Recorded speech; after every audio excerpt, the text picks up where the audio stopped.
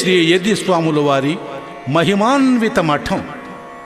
శ్రీ స్వామివారి పాద స్పర్శతో పునీతమైన భూమి, దయా సింధువు, భక్త బంధువు వెలసిన సిద్ధభూమి, భవహరణము భవతరణము అయిన యోగభూమి.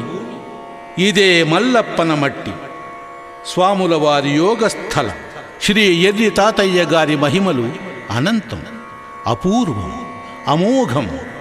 ఈ భౌతిక మహిమల కన్నా పారమార్థికంగా వారు భక్తోద్ధరణకై శ్రమించి భక్తుల జీవితాలలో సుఖం, శాంతి, నెమ్మది, సద్వర్తనం, సహజీవనం, దానగుణం, ధ్యానగుణం నింపినదే నిజమైన ఉత్తమోత్తమమైన మహిమ అనడం అతిశయోక్తి కాదు.